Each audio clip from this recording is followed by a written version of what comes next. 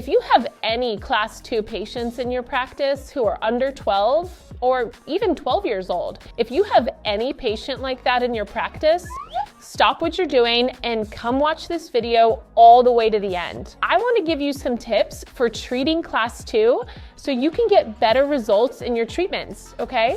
So we're gonna go over 5 points that you need to know so you can get the best possible results or to help you avoid mistakes, because that happens a lot. There are many mistakes. In fact, yesterday I opened a question box on Instagram and someone actually asked, "Doctor, I have a class 2 patient. I used a clamped appliance, but the patient, isn't really cooperating." And that's one doctor's story, but it could also be your story. And it's definitely been my story before. A patient for whom I used a certain appliance, but it was removable. It didn't work well. So let's study these 5 points. Come with me so you can understand these secrets of class 2.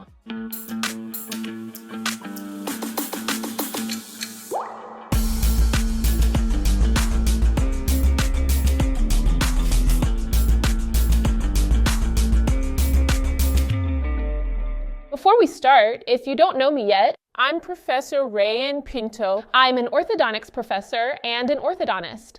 I'm the director of Odontología Sin Fronteras and the director of the Intercept course, which is an online course in interceptive orthodontics where I teach and help doctors transform their lives through knowledge in interceptive orthodontics. So there are already thousands of doctors who have graduated from the Intercept course who now master interceptive orthodontics with this movement of there's no need to wait to treat patients. If you're just joining now, I'd like to ask you to leave a like on the video, because that helps us a ton to keep producing lots of quality content for you here on YouTube, and also to subscribe to the channel, okay? What are these 5 very important points about class 2 when it comes to thinking about getting the best results? So the first point, which might seem basic but is sometimes forgotten, actually, not sometimes. It is frequently overlooked or forgotten by most professionals who work with interceptive orthodontics in class 2 patients, especially in clinical practice. Imagine we have a pizza here, and half of that pizza represents class 1 patients. The other half are class 2 patients, and only 3% of the pizza are class 3 patients. So it's so important for you to know how to treat class 2 patients because they will make up half or even more of the patients who show up at your practice. So in my opinion, this video is super mega valuable. Grab a notebook to take notes on these points so you can treat these patients well. So first of all, it's about knowing the differences between a dental class 2 and a skeletal class 2. Do you truly understand the importance of knowing that difference? And do you know what those differences are? When we talk about a dental class 2, we have a problem, of course, a malocclusion that can be severe. It can be a complete class 2, a class 2 with a deep bite. It's truly a nightmare of a class 2, just absolutely horrible. But if this particular patient actually has compatible bone bases, it means that my problem is much more straightforward and manageable than it would be with a skeletal class 2 patient, regardless of the specific type of malocclusion they have. So that would be considered the main and most important difference between a dental class 2 patient and a skeletal class 2 patient in clinical practice. It comes down to the facial analysis. Most skeletal class 2 patients are those with mandibular deficiency, but we also have those who present with maxillary protrusion or a combination of the 2 defects. So when we carefully evaluate the profile characteristics of the patient, increased facial convexity, a notably deep mental labial sulcus, and an everted lower lip, we also take into account the patient's nasolabial angle, which can vary depending on the precise position of the upper incisors. But in addition to these features, we also observe a relatively short chin to neckline. All of these are distinctive characteristics that are commonly seen in a skeletal class 2 patient. And why is it so important to know if the patient is a dental class 2 or a skeletal class 2? Because orthopedic treatments are specifically aimed at skeletal class 2 patients. If your patient happens to have a very cute profile where you look at the child's photo and say, "Oh, how cute," it means they don't have a mandibular deficiency. I'm kidding. But if the patient has a facial issue due to a lack of mandibular growth or significant maxillary protrusion, that is a patient who will be treated with orthopedics, redirecting the bone bases, either the maxilla or the mandible. Now, if the patient has a pleasant facial pattern where the maxilla and mandible are well positioned, I'm going to have a strictly dental treatment. So I can work with intraoral distalizers just to correct this dental class 2, and I don't have such a great need to treat them in the mixed dentition phase. I can treat them in the young permanent dentition phase, and that's where we go for our second point. From the moment you understand that these devices here, the orthopedic devices, will be used in patients with class 2 skeletal. The question I ask you is, you generally evaluate where is the problem? So this would be the second point, to assess where the problem lies. Because as I said, the problem can be maxillary, or the problem can be mandibular, or the problem can be a combination of both factors. I have a piece of advice, a tip that I can give you to help you identify if there are maxillary or mandibular problems. What do I like to do? I like to run a photo, just as I have the photos mounted, of a patient. This is a patient who had an open bite, but also had skeletal problems in the face. So what do I like to do? I simply like to completely cover every part of the jaw, making sure to do so thoroughly and carefully, and then I take a moment to evaluate the area to ensure that nothing is missed. How is the jaw? How is the chin Q line? How is the chin Q angle? How is the position of the lips? And so I evaluate. Here in this patient, for example, the jaw looks good. The jaw is well positioned. So if I, for example, am not seeing the ovomaxilla, it's from a normal patient. And then I do another exercise. I cover the jaw area completely and leave only the maxilla visible.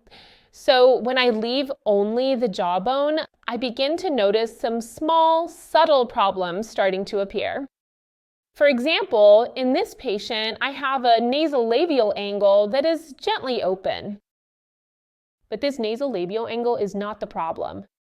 I see that there is an advancement of the entire maxillary base in the anterior direction, and the base of the nose is quite short. The base of the nose is short and while ascending as if with the tip pointing upwards, and that is a very characteristic feature commonly seen in patients who present with maxillary protrusion. So this is a classic pattern 2 patient with noticeable convexity and all the associated features, but in this particular case, the mandible is actually well positioned. The main problem lies with the maxilla. That is, he has maxillary protrusion. The entire maxillary base is oriented and pointing upwards. So this would be our second important point for you to use this exercise, which would be to help you understand and determine if the problem is in the maxilla or in the mandible. And that brings us to our third point, to carefully consider the best possible time to initiate treatment versus the most appropriate time for the individual patient. Why is this important? We have a significant amount of evidence available in the scientific literature that shows functional appliances designed for mandibular advancement when the patient is diagnosed with a mandibular deficiency, whether it's a bionitor, an Anderson activator, or a twin block, for example, among the many different types of appliances available, such as a clamped or even other less commonly used devices. These orthodontic appliances tend to provide much better treatment outcomes if they are used during the patient's period of rapid growth, also known as the growth spurt. And there are many methods to evaluate this growth spurt. In fact, in the Intercept course, there are classes just on that, on how to identify the exams that pinpoint the patient's growth spurt. But you can use a hand-wrist radiograph. You can use a lateral cephalometric radiograph so that we can carefully evaluate the overall shape and structure of the vertebrae. We can also use just a periapical x-ray here of our finger because then we are able to evaluate the appearance and characteristics of the sesamoid bone, as well as both the epiphysis and the diaphysis. And we know that the best time to treat is during the period of the growth spurt. However, there's other information to consider. Sometimes the best time to treat isn't the best time for the patient because many times patients will come to us with very severe complaints related to bullying. The majority of bullying cases are associated with class 2 problems, due to an increased overjet and overbite. So what would be the guidance from there? We, as professionals, as scientists, if you're here too, you probably like the scientific part, we are going to recommend what's in the science, treating during the growth spurt, because that way you'll get much better results. But if there's a case where we see that the child is very withdrawn, suffering from bullying, we can start that treatment earlier, explaining to the guardians that this might lengthen the treatment time. So in that case, we should use the appliance for sleeping for a long time until the permanent dentition is complete, because that way I improve the chances of avoiding relapse. But we really have to carefully see and consider what the absolute best decision is for each individual patient. And that brings us to our important fourth point in our video, which would be that functional appliances do work, and in fact work very well, if and only if they are actually used as intended. So functional appliances, regardless of your specific choice or preference, oh, professor, I really like the Bionator. Perfect. Oh, professor, but I love the twin block because it's used a lot in the United States. Perfect. Oh, professor, I like the Anderson activator, which in my case is my favorite. Perfect. Or you like the clamped, you like the Frankel, whatever you like. All of them, according to the literature, have a very similar mechanism of action. Of course, there are specifics where one appliance or another is better indicated. But basically, they all advance the mandible, mesialize the lower teeth, protrude the incisors, and retrocline the upper ones. They have very little effect on upper distalization, almost none, and very little effect on point A, with a greater effect on point B. Basically, they all do that. The difference is that some correct overbite, others don't, depending on the bite block and the mechanism of action. The thing is, a functional appliance must absolutely, and in fact, be used. It's absolutely essential. It doesn't work inside the closet. So if the child doesn't actually put it in their mouth, it really won't do anything at all. And I'll tell you, nowadays with children's increasing overexposure to screens and digital devices, and with mothers working more and more hours outside the home, we really don't have much control over the number of hours a child uses functional appliances. And that's why we have many cases of patients who are undisciplined with the use of propulsors. And then comes the tragic moment. What do we do? So then we have the moment where we can, number one, give up. Number two, try to fight with the patient, which I don't recommend. And number three, think of another alternative. So I always say, sometimes the alternative we choose isn't the ideal one. The ideal would be a propulsor, a functional appliance. It would be the forces of the functional matrices, right? That would be best. But if the patient doesn't use it for some family reason, or even sometimes they study all day at a full day school, we have to think of other alternatives. And that brings us to the fifth point of the video, which is that all is not lost. Okay? If the patient doesn't use the appliance, obviously to get orthopedic effects, I need an orthopedic appliance.